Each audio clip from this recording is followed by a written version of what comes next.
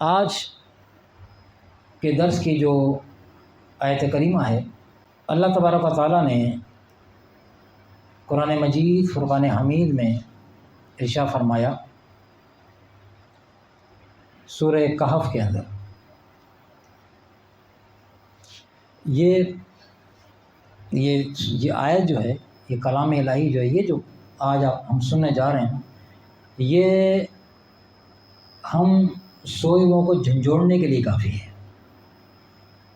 ہلا دینے کے لیے۔ جیسے زمین میں زلزلہ آتا ہے، زمین ساکت ہو، زلزلہ آتا ہے تو درم برم ہو، تو اٹھانے کے لیے، ہمیں غفلت سے جگانے کے لیے یہ جو اللہ نے ان میں الفاظوں کا چناؤ انتخاب کیا ہے نا، وہ بڑا زبردست ہے۔ فرمایا سورہ کہف آیت نمبر 28 پارہ نمبر 15 میں فرمایا کہ اور ایسے شخص کا کہنا نہ مانے، ایسے شخص کا کہنا نہ مانے جس کا دل ہم نے اپنی یاد سے غافل کر رکھا ہے،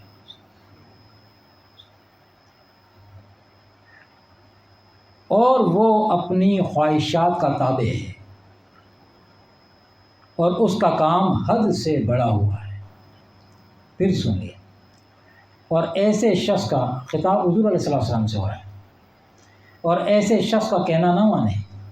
جس کا دل ہم نے اپنی یاد سے غافل کر رکھا ہے۔ اب آپ یہاں کہیں گے کہ یہ تو اللہ ہی کہہ رہا ہے کہ ہم نے غافل کر رکھا ہے،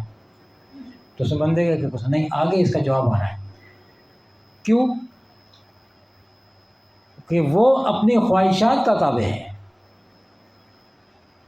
خواہشات کا تابع ہے۔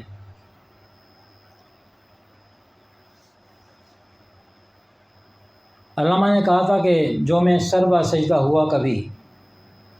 تو زمین سے آنے لگی صدا، جو میں سر با سجدہ ہوا کبھی، جو میں سر با سجدہ ہوا کبھی، یعنی یہ کبھی تو وہی استعمال ہوگا نا جو کبھی کبھی، یہ کنٹینیو والا نہیں ہے، کبھی خیال آ گیا چلو، تو فرمایا کہ جو میں سر با سجدہ ہوا کبھی تو زمین سے آنے لگی صدا، اور دوسرے معنوں میں کنٹینیو والوں کے لیے بھی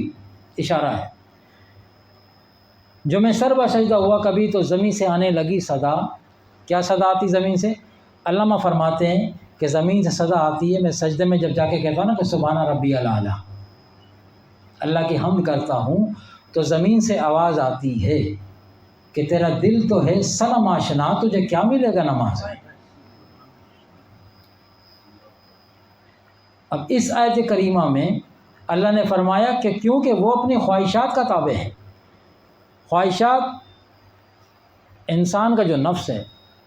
یہ سب سے بڑا بت ہے۔ وہ کافروں نے تو اپنے مندروں میں، اپنے گھروں میں پتھروں کے بت بنا کے رکھے، انہیں آپ کافر کہتے ہیں، انہیں ہم کافر کہتے ہیں نا، جو باقاعدہ ایک بت بنا کے اس کی پوجا کرتے ہیں۔ اچھا، یہاں جو خواہشات کا جو بت ہم نے پال رکھا ہے، سنبھال کے اندر رکھا ہوا ہے، جس کا کہنا ہم مانتے ہیں بقول قرآن، تم اپنی خواہشات کی پوجا کرتے ہو، تابع ماننا، اس کے پیچھے چلتے ہو، نماز میں آ کے کہتے ہو، چاہے کوئی کنٹینیو پڑھنے والا ہو یا کوئی کبھی کبھار آئے، نماز میں تم آ کے کہتے ہو کہ سبحان ربی الاعلیٰ، اور حال تمہارا کیا ہے کہ تم خواہشات میں اللہ کی خواہش کے پابند نہیں ہو، اللہ کی مرضی کے پابند نہیں ہو۔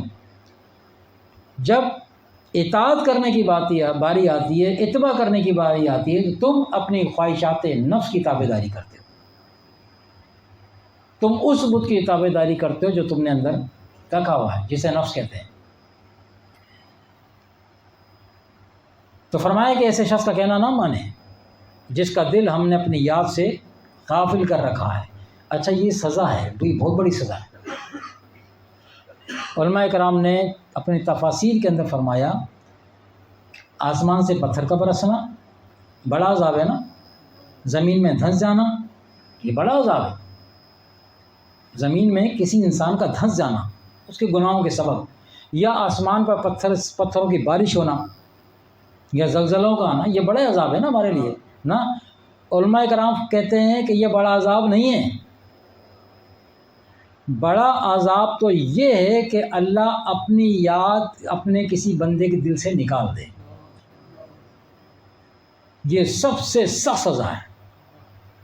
کہ وہ اپنی یاد اپنے بندے کے کسی بندے کے دل سے نکال دے۔ وہ ایسے خود نہیں نکالتا، خود نہیں نکالے گا، ہم نے کیا کچھ ایسا ہے۔ رب اس کو کہا اللہ اکبر، اللہ سب سے بڑا ہے، اور مانے کس کی، تابعداری کس کی ہو رہی ہے، خواہشات کی پیروی کس کی ہو رہی ہے، وہ اپنے نفس کی جو شیطان کا دوست ہے۔ اللہ کے دشمنوں کے ساتھ یاری، اللہ کے دشمنوں کے ساتھ، نفس و شیطان اللہ کے دشمن ہیں، اللہ کے دشمنوں کے ساتھ یاری، اور پھر اس پہ یہ آہوزاری کہ سبحان ربی الاعلیٰ۔ تو علامہ نے کہا کہ جو میں سر بہ سجدہ ہوا کبھی تو زمین سے آنے لگی صدا، ارے تیرا دل تو ہے صنم آشنا، صنم کہتے ہیں بت کو، یہ تو بت کا پجاری ہے، تو اپنے خواہشات نفس کا پجاری ہے، تو تیرا دل تو ہے صنم آشنا، تو اپنے اس بت کو جاننے والا ہے، تجھے اس کی معرفت تو کی طرف تیری طلب ہے ہی نہیں، تیرا دل تو ہے صنم آشنا، تجھے کیا ملے گا نماز میں۔ اور فرمایا کہ اس کا کام حد سے بڑھ گیا ہے۔ اس آیت میں اس شخص کی پیروی کرنے اور حکم ماننے سے اللہ تعالیٰ نے منع فرما دیا جس کا دل اللہ کے ذکر سے غافل ہے، جس کا دل اللہ کے ذکر سے، جو ترتیب چل رہی ہے، جو فوکس ہمارا ہے قلبی ذکر کے حوالے سے، اس میں بھی اللہ نے یہی فرمایا ہے کہ جس کا دل ہم نے اپنی یاد مانے ذکر، ہم نے اپنی یاد سے اس کے دل کو خالی کر دیا، بلا دیا، اس کو بھلا دیا۔ اور یہ جو بھول ہے یہ بڑی سزا ہے نا اللہ کی، جیسے فقیر نے عرض کیا آپ سے، تو ایسے لوگ بعض اوقات تو پھر جب اللہ تعالیٰ ان پہ یہ سزا سخت فرماتا ہے نا، تو پھر نفس شیطان اس پہ اور وار کرتے ہیں اور اسے بھلائے رکھتے ہیں کہ اگر اللہ تعالیٰ اس سے نعمتیں نہیں روکتا، یا اللہ نے فرمایا کہ ہم وہ نعمتیں نہیں دیں گے، بلکہ فرمایا علماء کرام نے کہ اللہ تبارک و تعالیٰ اس پر دنیا کی یلغار کر دیتا ہے، دنیاوی نعمتوں کی۔ اور دنیا والے اہل دنیا جو تو دیکھتے ہیں کہ یار یہ تو بڑا نافرمان ہے، پھر بھی کیا نام ہے اس کو تو دنیا کے آرام و آسائش سب کچھ ملے ہوئے، سب کچھ ملے ہوئے، عبادت بھی نہیں کرتا، دیندار بھی نہیں ہے، پھر بھی اسے تو کوئی ایسا مرض بھی نہیں ہے، بیماری سارا سال گزر جاتا ہے، کوئی بیماری بھی نہیں لگتی، اس کو کوئی پریشانی لاحق نہیں ہوتی، عیش و عشرت کر رہا ہے، اور وہ بھی اسی دھوکے میں ہوتا ہے کہ اگر میں غلط ہوتا، نفس و شیطان سے تھپکیاں دے رہے ہوتے ہیں، اگر تو غلط ہوتا تو اللہ کی نعمتیں تجھے ملتی، یہ تو نعمت ہے، یہ نعمتیں کب کی رک جاتی، اللہ کبھی نعمت نہیں دیتا، جس بندے سے ناراض ہوتا ہے نعمت کو روک لیتا ہے، لیکن میرے پاس تو نعمت ہے، یہ نفس و شیطان سے تھپکیاں دیتے ہیں، ایسی چلتا ہے۔ تو فرمایا وہ اس کا کام حد سے بڑھ گیا، وہ حد سے بڑھ گیا۔ اور فرمایا دوسری جگہ اللہ نے فرمایا کہ جب وہ اپنی مستی میں مست ہو جاتے ہیں، کیا فرمایا؟ جب وہ اپنی مستی میں مست ہو گئے، یعنی حد سے بڑھے اور اپنی مستی میں جب مست ہو گئے، تو فرمایا پھر ہم نے اچانک ان کو پکڑ لیا۔ توبہ کی مہلت بھی نہیں، اس میں اشارہ ہے کہ ہم تمہیں توبہ کی مہلت بھی نہیں دیں گے۔ ایک تو ہوا کہ وہ سورج جب نکلے گا مغرب سے تو پھر دروازہ بند ہو جائے گا نا، یہ اس سے پہلے کی بات ہے۔ کتنے ہی لوگ ایسے مر جاتے ہیں اس سزا کے زمرے میں آ کے، کتنے ہی لوگ مر جاتے ہیں، اس دھوکے میں مر جاتے ہیں کہ وہ اپنی خواہشات نفسانی کے پیچھے دوڑتے رہتے ہیں، اس میں کہ اگر ہم غلط ہوتے تو اللہ ہمیں پکڑ لیتا، تو پھر اللہ تعالیٰ نے ان کو ڈھیل دی ہے، ہم نے ان کو ڈھیل دے دی اور دنیا کی نعمت ان پہ بڑھا دی، ایک کے اوپر ایک نعمت ان کو ملتی رہتی ہے، اور وہ پھر ان کا کام حد سے بڑھ جاتا ہے۔ وہ جب مست ہو جاتے ہیں، اپنی مستیوں میں جب مست ہو گئے، تو فرمایا میں نے اچانک ان کو پکڑ لیا، اور اچانک جب ہم نے ان کو پکڑا تو پھر کیا فرمایا کہ پھر ان کا حال کیسا ہوا؟ فرمایا پھر ان کا حال ایسا ہو گیا جیسے وہ ٹوٹی ہوئی آس نہیں ہوتی، جس بندے کے پاس، ایک بندہ ڈوب رہا ہو نا پانی میں،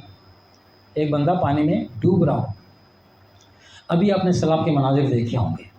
بڑے دردناک مناظر تھے. تو جو بندہ ڈوب رہا ہو پانی میں اور وہ بچنے کے لیے ہاتھ پاؤں مار رہا ہو، اس کی کیفیت کا، اس کی آس کا اندازہ لگا سکتے ہو؟ اگر